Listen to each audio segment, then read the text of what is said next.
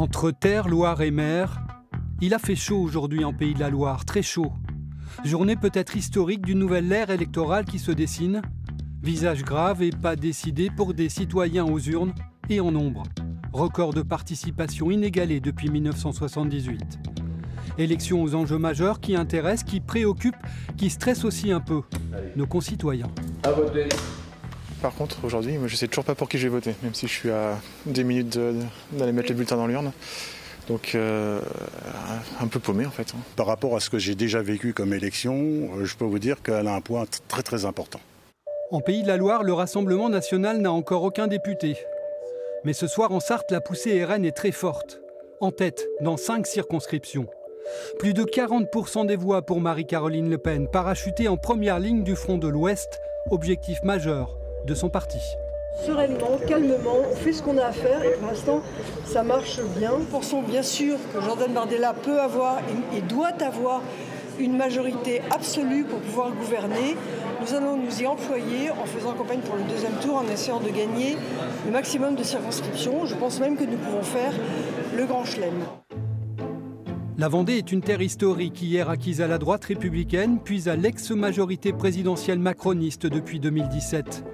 Un autre département qui pourrait basculer, car ici aussi le RN arrive en force, au plus grand désarroi de ce gaulliste de la première heure.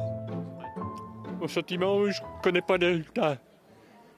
Mais bon, je suis inquiet quand même pour la France. Pourquoi ? J'ai peur que ça tourne au vinaigre. La mort dans l'âme, arrivé 3e dans la 5e circonscription, le candidat de gauche se désiste et appelle au Front républicain anti-RN. Effectivement, la 3e position, c'est jamais agréable.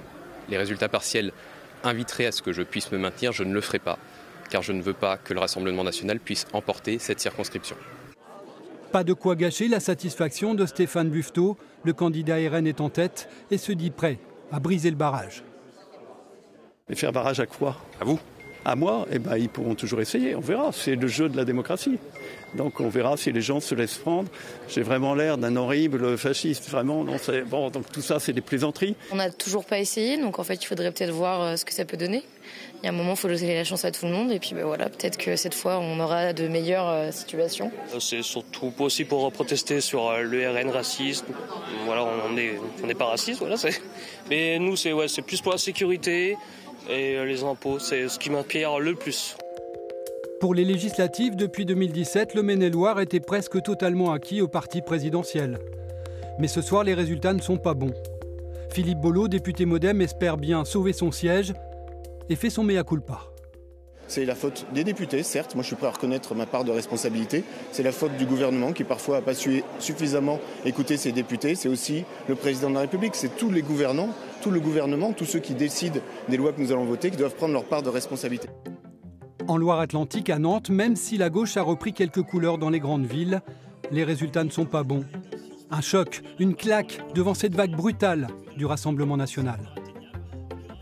On croit au front de gauche, d'une manière ou d'une autre, ça reste historique. Et puis surtout, il n'y a pas que les urnes, il y a la mobilisation dans les rues, il y a la mobilisation dans les médias, dans les corps intermédiaires. Donc c'est une défaite, mais on continue quand même. Sur le plateau de France 3 Pays de la Loire, Jean-Marc Ayrault, ancien Premier ministre socialiste, fait un appel solennel à Emmanuel Macron pour faire barrage à l'extrême droite.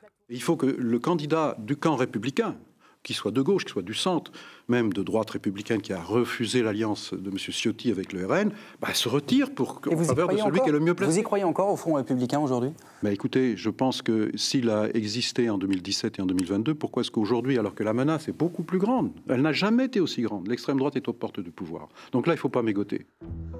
En Mayenne, la percée du RN est également significative. Pas sûr pourtant qu'elle suffise à déloger les sortants toujours en bonne place. Yannick Favennec, candidat Horizon, Géraldine Bagné pour le MoDem et Guillaume Garot pour le PS.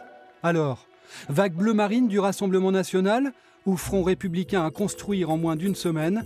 Dimanche, les Pays de la Loire comme la France vivront sans doute à l'aube d'une nouvelle histoire électorale qui se dessine.